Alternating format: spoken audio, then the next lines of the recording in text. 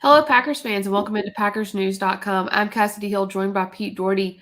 Uh, Following a Week 1 loss from the Green Bay Packers, Pete, that kind of seems to have become their calling card over the last couple of years here, a 23-7 loss to the Minnesota Vikings. So not only opening up with a loss, but opening up with a loss to a division rival. Aaron Rodgers was asked after the game, does this loss echo the loss in Week 1 last year? And he said, no, I think we played better today. We scored 4 more points. That was kind of That's math. that was kind of funny. He was technically right. But that being said, even after a Week 1 loss last year, of course, they come back through the number 1 overall seed in the NFC. Do you feel like that could be the same case this year? Does this loss, even though it was technically 4 points better, feel better or worse than that Week 1 loss? Are they not related at all? You've been doing this a long time, Pete. When you walk away from a Week 1 loss like that to a division rival, what are your first thoughts? A couple things. One, they played really poorly, and I think Rodgers is right. It wasn't quite as bad as last year, but it was still bad. And the thing I'm stunned by is that the defense played so badly, especially in the first half. It's not like these guys are in a new system. They've been in the system. Barry knows the players. Pretty much everybody's back. Plus, they added a first-round pick at inside linebacker and Jaire Reed on the defensive line. So it's just surprising they played so poorly in the opener. But, look, I wrote this after they lost at New Orleans. Basically, the gist of that column was, this doesn't mean they're going to have a bad season just because they played a crappy opener. Weird things happen early in the first 3 weeks of a season. Teams can lose early, and teams can play great and still bomb out of the playoffs. Look at the Packers last year. They can play horrible in the opener, still get the number 1 seed. Look at the Packers last year. So I don't put much into it, big picture, how the season's going to go. But I'm just the thing that just surprises me is how, you knew there were going to be growing pains on offense. No Adams. There's a lot to figure out. Both their tackles are out. But the poor play by the defense was kind of a stunner for me. And as the comments here from fans come in, most of them about the defense. Let's just kind of jump into some of those and really dive into some of the defensive decisions that were made today, both coaching and on the field. Matt simply asked, where was the great defense? And Frank says, I was most disappointed in the defense. Cody with an interesting point. Needed to play at least the last game in preseason. Joe Barry's zone defense sucks. But here's the crux of it all. Let's hop to Levi's question with the crux of it all. How does Jefferson get passed off on crossers over and over and nobody picks him up? Pete, that's really what happened. Well, yeah. It was stunning. Now, on one of them, they didn't show good replays. On the real long one, the 62-yarder or whatever it was, it looked to me because you couldn't tell live action, it looked to me from one of the replays they showed that Rasul Douglas, who was on him to start with, was playing man, and everybody else, or no, maybe it was 23 was on him. Alexander might have been. So everybody else was playing zone except for Rasul Douglas, it looked like. And so they passed him off, and there was no one to pass him to because Douglas was covering somebody else running a crossing route going the other way. So I think that was because LaFleur mentioned the blown coverages. That was one of them. Mm-hmm. And all that zone, man, I get it. That's a huge part of this. The crux of this defense is playing zone and having more guys only rushing 4 and having more guys in coverage and being able to double a lot of guys. But you got to mix things up. And when you have a guy this good, man, I think Jaire Alexander sounds like he wasn't real thrilled with the game plan. And I think he's got a really good point. You got to get him matched up with Jefferson and mix in some man coverage. If I get a healthy mix of the two so the quarterback doesn't know what's coming and you can get your best guy on their best guy, for at least a third or half the game. Right. And Nick saying that as well. Why wasn't Jaire shadowing Jefferson? Pete, both Jaire Alexander and Rasul Douglas have said all offseason, not just this week, all offseason, that they wanted to be on Justin Jefferson. And it didn't matter if it meant having to play in the slot or moving outside, that they both wanted to be on Justin Jefferson. And we thought, oh, this is great. This is what you want. 2 of your great corners both fighting to cover the best guy. And then, as we said, they played a lot of zone. And Russell Douglas also made the comment to me that was what went wrong last year in Minnesota, was that there was no communication, and that when they would pass Jefferson off, the next guy wouldn't pick him up. So this has hurt them before. They knew it hurt them before and still went back to that game plan. As you said, Jaire Alexander did not seem very happy. Couple of quotes coming out of the locker room after the game. He said, "The game plan was to not allow 18 to beat us. Why wasn't I on him? That's not my call. Anybody watch me play, you know that's what I want." Was one comment. Another comment from Jaire after the game: "All week I was asking for that matchup, but it ain't about me. It's about the team. It ain't about me. If it was my way, you know what I would be doing." So Jaire not mincing words, saying that he felt like he should have been on Justin Jefferson in man most of the game, and unhappy with essentially what the coaching plan was.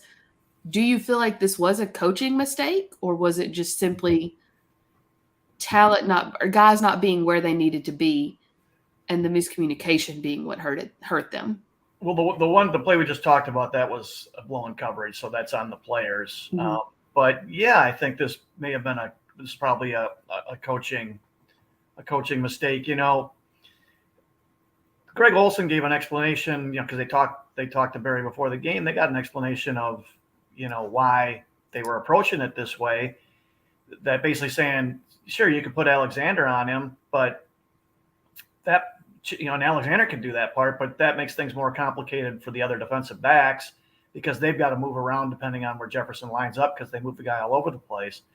And I know you want to keep things simple so players play fast, the simpler it is. But these are veteran players too. I mean, Douglas has been around a long time. Amos, Savage, Stokes has a full year under his belt. So I don't know why they can't mix things up more than they did. Maybe this will be an eye-opener for them, and that they, and you're playing. I mean, Jefferson is one of the 3 or 4 best receivers in the game. And stopping him has to be the key. And I think it was a coaching error. Yeah. Yeah. A good question from our friend John Wayne, who we now know that's not actually his name, but we're choosing to believe it is. Was Rodgers upset with Zadarius? By the way, was Rodgers' mood on the sideline bringing the team morale down? I don't know if I can speak to Rodgers' mood bringing down team morale or not, but Pete, something to note. LaFleur told Aaron Andrews in his halftime interview that the thing he was most upset about in the first half was the team's energy level. And it didn't seem to get that much better in the second half, other than A.J. Dillon. Yeah, Dillon and Jones really picked him up. I thought Jones came out real hard to start the second half, too. It sure seemed like Rodgers is pissed at Zadarius Smith, because when he was asked about him, he says, "I have no comment about him."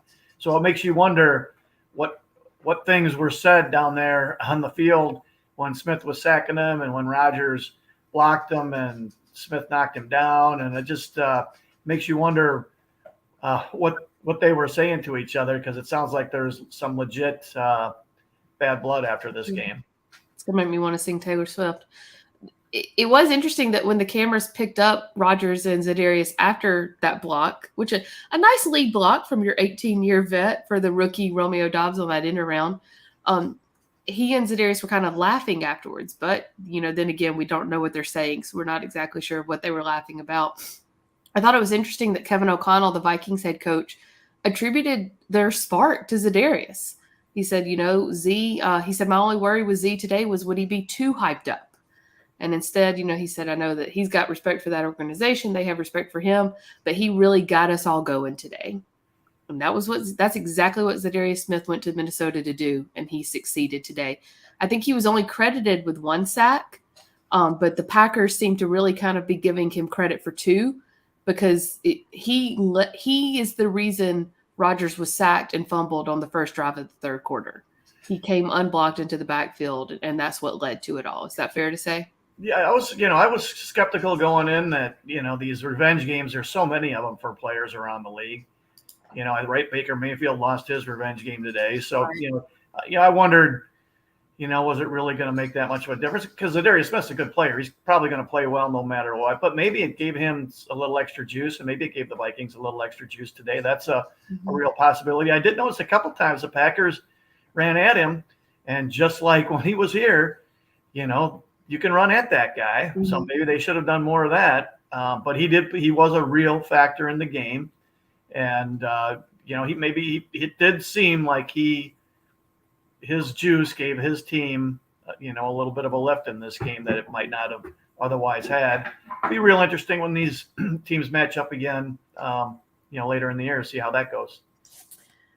To your point about being able to run right at him and just running in general, let me find this comment here. Mike says, Packers should have kept running the ball instead of trying to rely on the passing game. I'm looking here. Let's see. They had 111 yards rushing. Not bad. I mean, and they lost a yard because of a sack or because of some sacks. A.J. Dillon had 45 yards. Aaron Jones, 49. Romeo Doubs, 11 on that end around. Christian Watson, 7 on an end around as well. So between Jones and Dillon, almost 100 yards.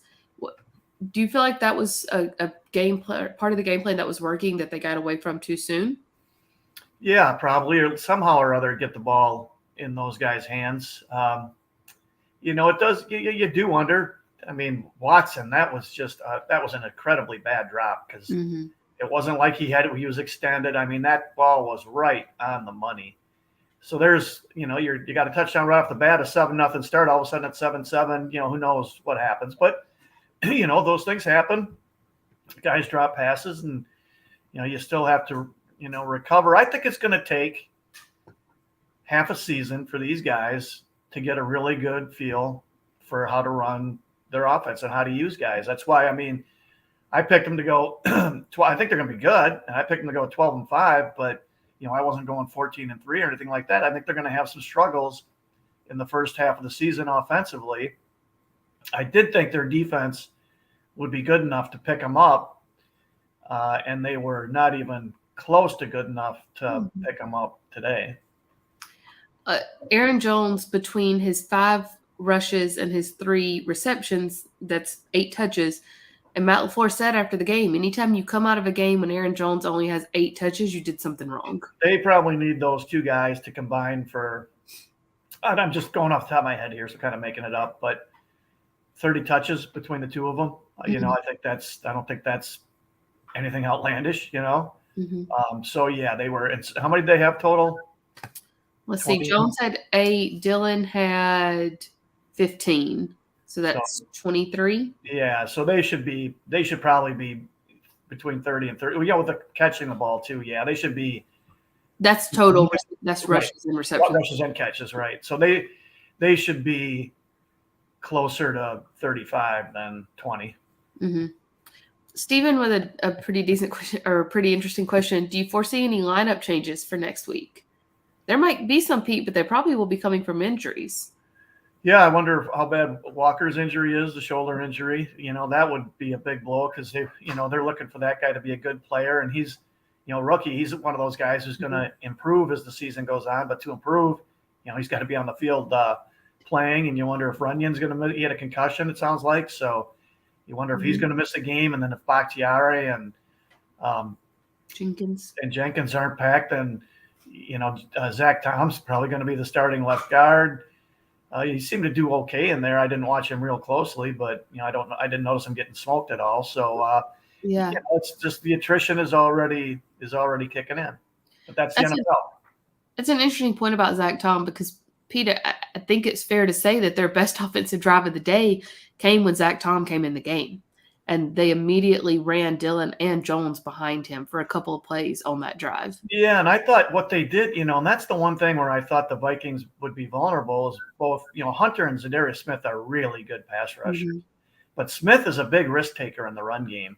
And he crashes down the line, so you can run outside him sometimes, and you can run at him. And Hunter's not a huge guy. I'm surprised they didn't run more outside zone at those guys.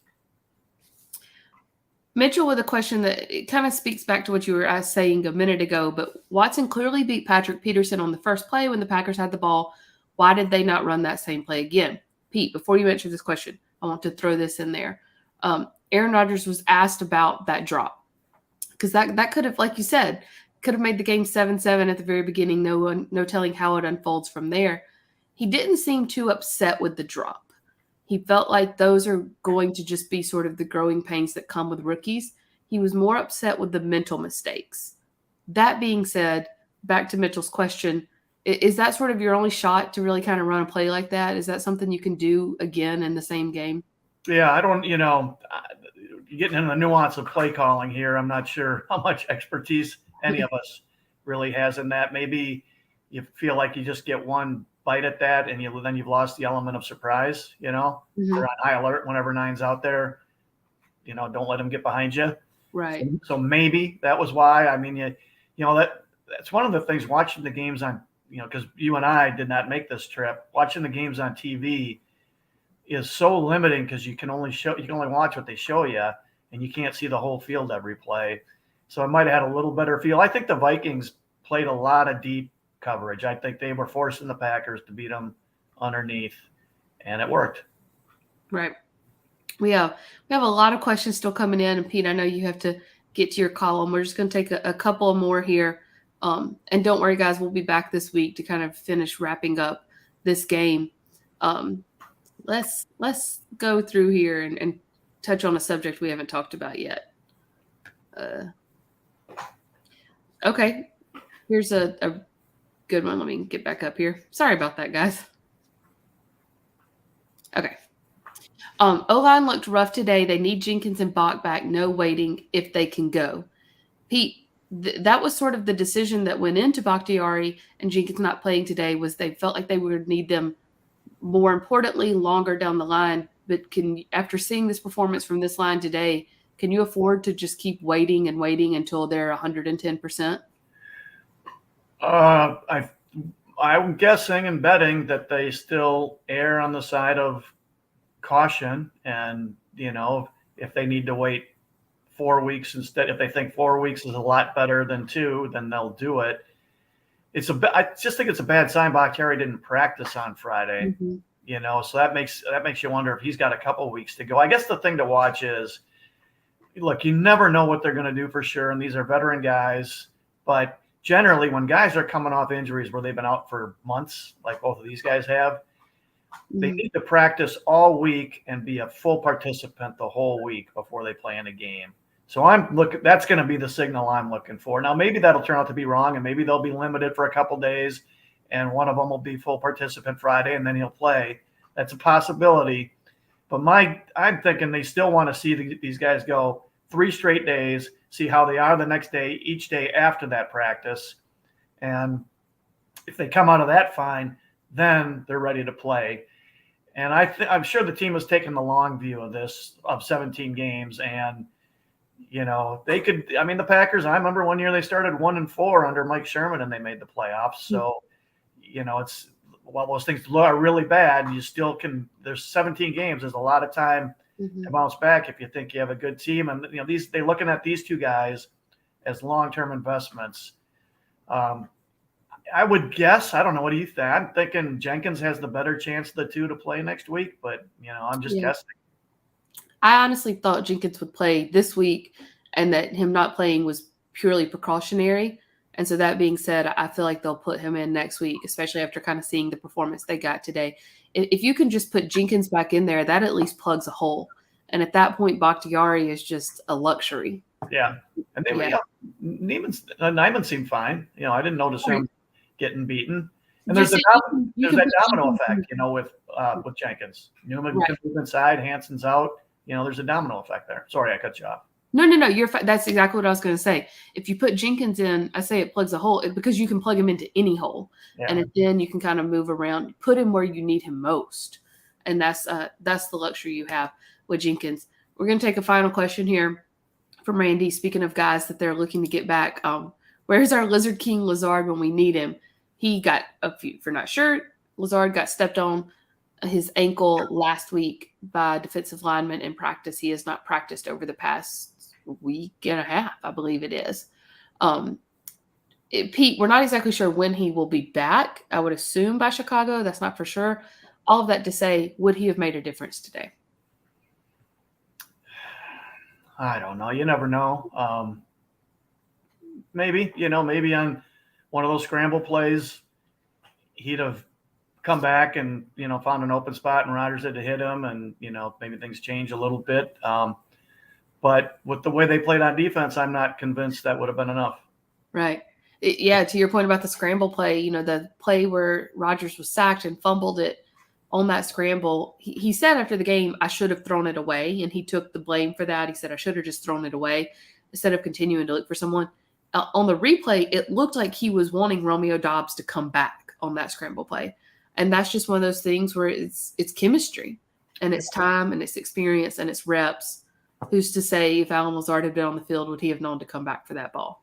And we knew that this was going to, anybody who follows the NFL, and if you were at training, you knew there were going to be issues with the offense. You're breaking in these young receivers. You don't have Adams anymore. You're missing your two best offensive linemen. There's going to be some growing pains there, and you got a great quarterback, so that should be able to make up for a lot of it. But there's going to be, LaFleur's got to figure this out. The quarterback, the players, LaFleur's got to figure out how things, the best chemistry for the offense, the best rhythm, how much to get the ball to the backs, how to get the ball to the backs. But the defense should be ready-made. I mean, they have a full season under Barry last year, and he knows all those guys. Walker and Reed are the only new players. Right. So that's the thing that, they're building this team so the defense can win them some games. Well, the defense has to win them some games. Mm-hmm.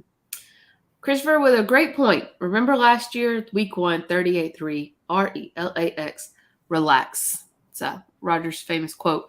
Coming back up yet again, thanks to another week 1 loss. Guys, we will spend tomorrow, Monday, continuing to recap this loss before we move on to the Chicago Bears. Matt LaFleur will meet with the media tomorrow, as will some of the players.